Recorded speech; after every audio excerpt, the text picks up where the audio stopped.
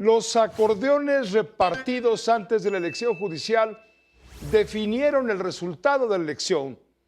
Dieron a conocer a los ganadores antes de la votación que el país se pudo haber ahorrado, ¿no cree?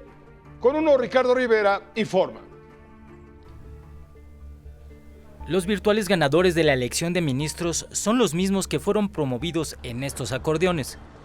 ¿Los recuerda? Fueron distribuidos en varios estados del país días antes de los comicios. Uno TV dio cuenta de cómo en calles de la Ciudad de México aparecieron por cientos en domicilios y tirados en banquetas. En primera instancia, la propaganda presumía el lema "Tú decides quién juzga", pero en su interior tenía una lista de candidaturas y sus números.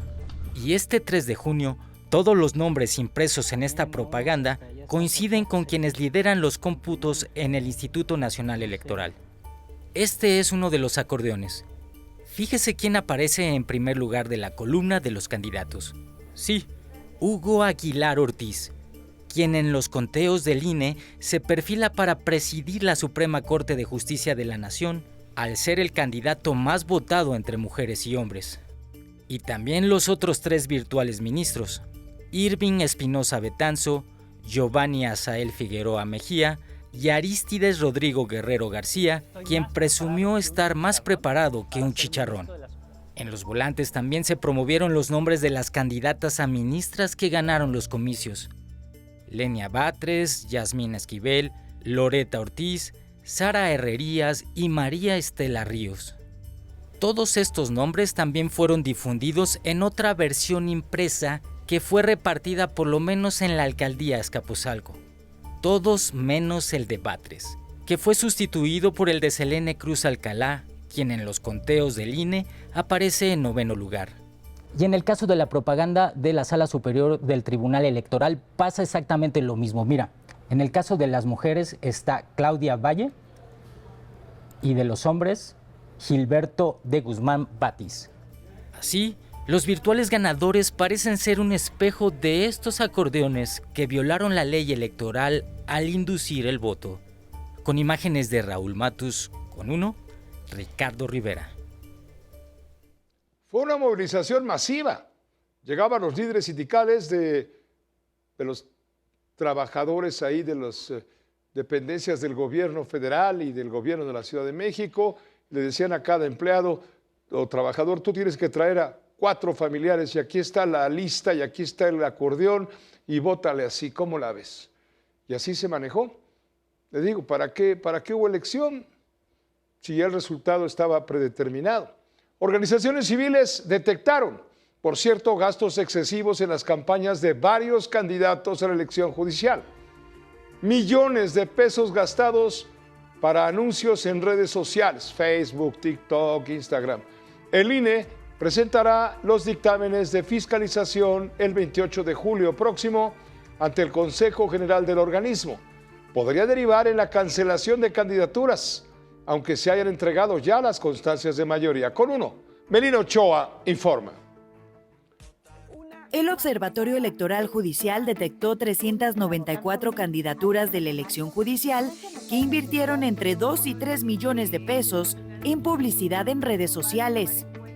Lo que detectamos fue esta compra de publicidad, que hay que decirlo, está prohibida por las reglas de esta elección, a través de un ejercicio, en algunos casos directamente a través de sus cuentas, algunos de los candidatos y candidatas, pero otros a través de una estructura paralela que fueron creando, una estructura que es creada exprofesamente para poder hacer esta publicidad por cuentas terceras.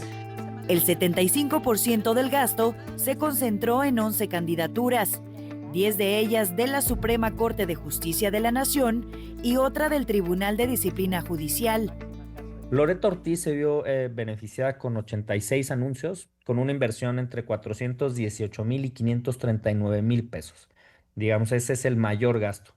La segunda persona es Yasmín Esquivel, con 390 anuncios, con un presupuesto entre 370,000 y 483,000 pesos. Giovanni Azael Figueroa, con 13 anuncios y un gasto en rango entre 164,000 y 197,000 pesos. Detectaron también a Ingrid de Los Ángeles Tapia con 71 anuncios y un gasto entre 145,000 a 176,000 pesos. Ariadna Camacho, del Tribunal de Disciplina Judicial, con 54 anuncios y un gasto entre 138,000 y 138,000 y 176,000 pesos. Después le siguen Lenia Batres, con 78 anuncios, entre 112,000 y 164,000. Después Arístides Rodrigo Guerrero, con 87 anuncios, entre 88,000 y 127,000. El Observatorio Electoral Judicial ya entregó al INE esta investigación. Nos puede generar una reflexión sobre la ética de las propias candidaturas que hoy van a llegar a resolver conflictos en este país. Con uno, Melina Ochoa. Es evidente que la ética no votó. La presidenta Claudia Sheinbaum informó esta mañana la llegada de una mujer a la presidencia de la Suprema Corte de Justicia con base, dijo, en una perspectiva de género. Ojo, la asesoraron mal. Según la presidenta, la reforma judicial plasmada en la Constitución establece preferencia para las mujeres. Sí, de 9 ministros de la Corte, 5 serán mujeres. Esa es la preferencia para el género femenino. Esto debe ser considerado por el Instituto Electoral, dice la presidenta de la República, que sea una mujer la que presida. Pero espéreme, porque a mediodía, bueno, primero lo que dijo la presidenta. Es un cambio muy importante. Ahora, hoy me estaban comentando, no lo tenía yo presente, pues tiene que evaluar el INE quién va a ser, porque en la Constitución también viene una parte de preferencia para las mujeres. Entonces el INE tiene que ver quién sería la presidenta o el presidente. Mala asesoría. Fíjese, a mediodía, o sea, después de la mañanera, la consejera presidenta del INE, Guadalupe Tadei, corrigió, por no decir contradijo, a la presidenta Sheinbaum.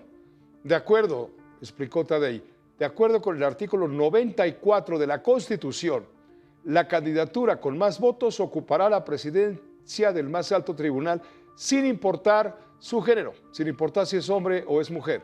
Y el INE habrá de cumplir con la ley, promete Tadei. La asignación de cargos inicia con mujeres para dar oportunidad a que sean 5 las mujeres que integren la Suprema Corte de Justicia de la Nación. Eso no significa que en la presidencia esté establecido en la reforma, en la Constitución, que también se inicie con mujer. No, la propia reforma quedó clarísima en su artículo 94 al decir que el que obtenga la candidatura que obtenga mayor votación será la que presida los primeros 2 años. Hay que respetar lo que dice la Constitución.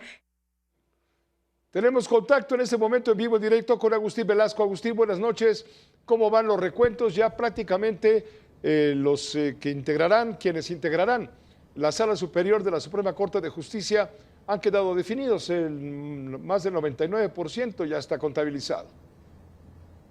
Exactamente, Pepe, muy buenas noches, te saludo desde esta macrosala de prensa en el INE y con corte a las 9:30 de la noche, pues bueno, se han computado 83,888 actas de 84,266, es decir, que nos encontramos a 378 actas de que concluya este conteo en el caso de la elección para ministras y ministros de la Suprema Corte de Justicia de la Nación y Pepe, se mantiene la tendencia, se mantiene lo que se había ya adelantado desde el día de ayer, pues quiénes van a ser los ganadores y quienes integren esta Suprema Corte de Justicia de la Nación. Hugo Aguilar Ortiz, quien concentra la mayoría de los votos, sería quien presida, según este cómputo, la Suprema Corte de Justicia de la Nación. votación.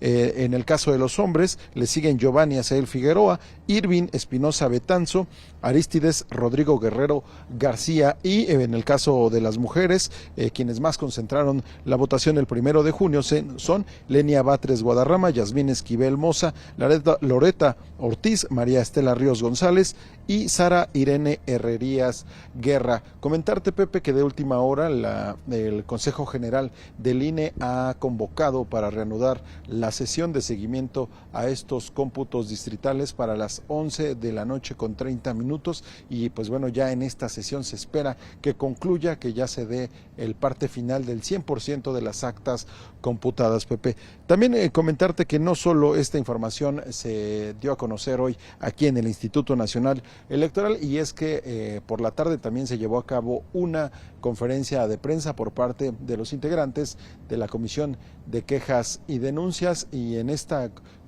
conferencia también se dio a conocer que se presentaron 29 quejas en contra de estos por presuntos actos que buscaban incidir en el voto de las personas a través de los llamados acordeones y también a través de páginas de internet. Hugo Patlán, quien es el director de la Unidad de lo Contencioso Electoral, informó que 77 personas entre candidaturas, partidos políticos y gobiernos se deslindaron de estos acordeones. Entre estas personas, entre estos sujetos, el partido Morena y también el gobierno de la Ciudad de México se deslindaron, dijeron: yo no fui el que mandó a producir y distribuir esos acordeones. Si te parece, vamos a escucharlo.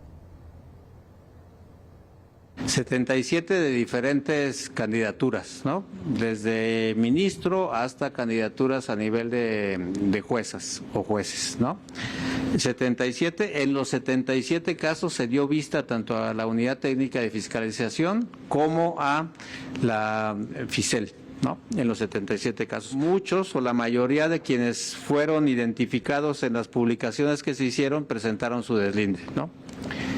Digamos que se deslindaban a partir de que se enteraban que estaban involucrados en una publicación que era materia de esto. Sin embargo, Pepe, pues bueno, este deslinde no quiere decir que las investigaciones no continúen. Continuarán estas investigaciones por parte del Instituto Nacional Electoral y también por parte de la Fiscalía Especializada en Delitos Electorales, Pepe. Esta es la información desde el Instituto Nacional Electoral. Agustín Velasco, después de concluida el cómputo de los aspirantes a ministros de la Sala Superior de la Suprema Corte de Justicia, continuará el cómputo que ya ha comenzado de quienes los magistrados que integrarán el Tribunal de Disciplina Judicial. Entiendo que serán 5. Ya ha comenzado también este cómputo y luego en los siguientes días continuarán los magistrados del Tribunal Electoral Federal, luego de los tribunales electorales regionales, hasta llegar pues a los jueces para tener toda la información a más tardar el día 15. El Tribunal de Disciplina Judicial, votos por candidatas a magistradas. Primero empiezan, por supuesto, las mujeres, dándole el privilegio, y ahí se habla de Celia Maya García. ¿Cómo dice el acordeón? Como dice el acordeón, no se quiebre la cabeza. Ya está el resultado. Está también Verónica de Guides. Exactamente, ¿verdad? Exactamente, Pepe. Esto le preguntábamos también a la consejera presidenta del INE en esta conferencia que ofreció sobre la coincidencia de las candidaturas que se reflejaban en estos llamados acordeones y quienes se encuentran a la cabeza de las votaciones. Y pues bueno, dijo que esto se tendrá que investigar una vez que concluyan los conteos distritales, Pepe. Correcto, queda muy, muy claro, pero ya ha comenzado el cómputo de los quienes serán magistrados del Tribunal de Disciplina Judicial que viene a sustituir al Consejo de la Judicatura Federal. Muchas gracias, Agustín Velasco, que estés bien. Buenas noches. Muy buenas noches, Pepe.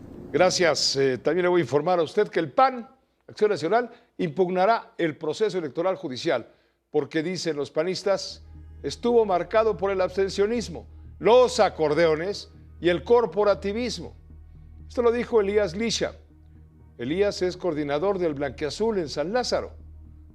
dice que el PAN acudirá a instancias nacionales e internacionales, dice lo de siempre. Presentarán quejas ante las autoridades correspondientes sobre anomalías e irregularidades de la jornada electoral. Según Elías Lisha, desde el origen, la reforma judicial fue aprobada con trampas.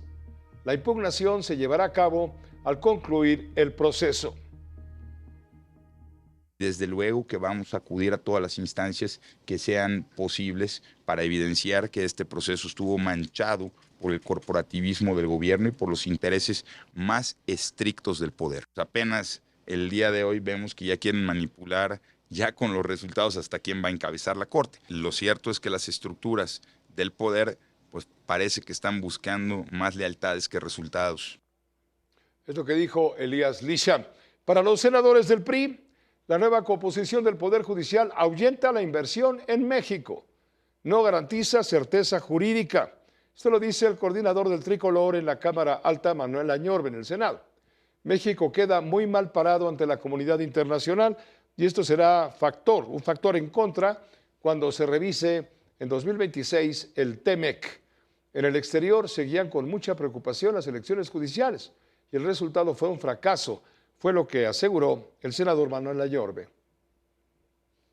En el ámbito internacional vigilaron, estuvieron atentos a este proceso y por supuesto se ratifica nuevamente que desaparecieron la división de poderes, se apoderaron en una abstención histórica que no se ha dado en los últimos 50 años en este país. Y por supuesto nos deja muy mal parados con la negociación del Tratado de Libre Comercio, porque los inversionistas extranjeros quieren certeza jurídica, quieren certeza en su inversión. Y si no tienen certeza jurídica porque está apoderado ya el gobierno de la 4T de la aplicación de la justicia.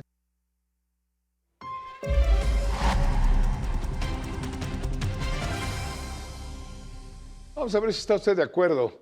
La democracia a secas es el peor sistema de gobierno con excepción de todos los demás que se hayan inventado. Esto dijo, frase célebre, alguna vez el ex premier británico Winston Churchill. Pues resulta que Morena, el partido en el poder, ya superó, casi 80 años después de la Segunda Guerra, al líder aliado. Resulta que acaba de inventar la democracia del acordeón y mediante la manipulación tramposa de las hordas del bienestar, da a luz un sistema que te da un resultado seguro antes del proceso electoral, lo cual resulta lo mismo, pero más barato, salvo la mejor opinión de la doctora María Amparo Casar, siempre a todas horas en su juicio. Doctora Casar, bienvenida como todos los martes. No, pues ya no te voy a matar este comentario, último comentario, pues sí, ya inventamos algo nuevo. Pues has dado la información muy completa de todas las tropelías que se hicieron ese día, de los acordeones, de la coincidencia entre los acordeones y los resultados.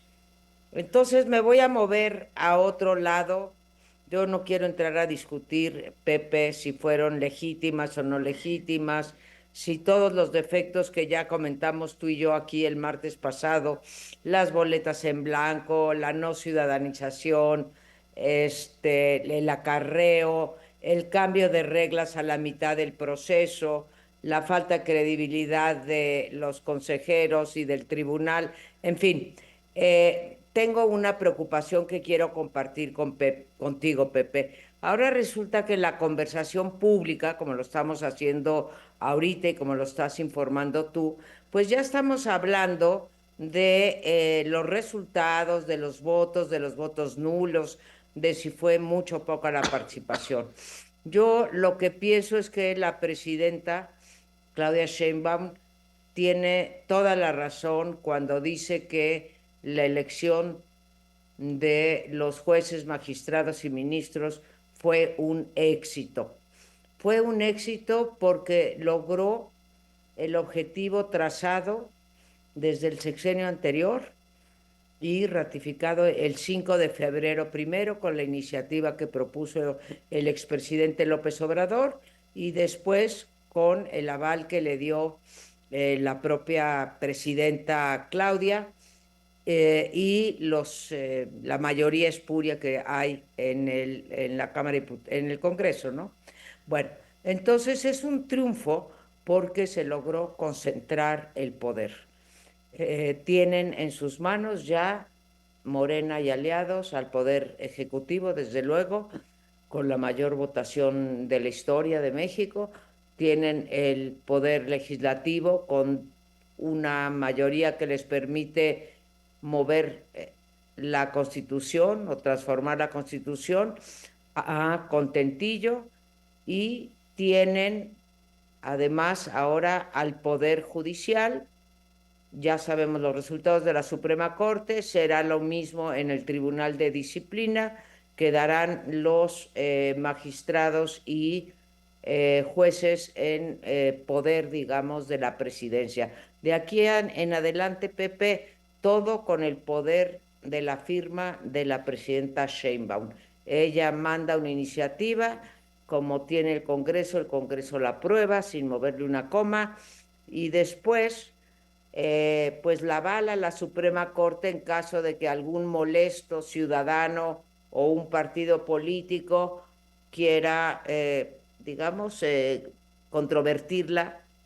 Y además, pues le quitaron, no se nos olvide, Pepe, le quitaron la facultad a la Suprema Corte de Justicia de poder impugnar las reformas constitucionales. Entonces tenemos una corte débil y cooptada, y tendremos un tribunal de disciplina judicial por si algo falla. Se acabó la división de poderes, ya no somos una república representativa. Una democracia de acordeón. Ya no, una democracia de acordeón, como tú lo dices. Y Pepe, pues no nos rindamos, está difícil salirnos de esto, pero bueno, algo encontraremos para volver al cauce democrático. Muchas gracias, María Amparo, como siempre, como todos los martes. Bienvenida siempre. Claro que sí, Pepe. Un abrazo. Igualmente, gracias, la doctora María Amparo Casar, siempre a todas horas en su juicio.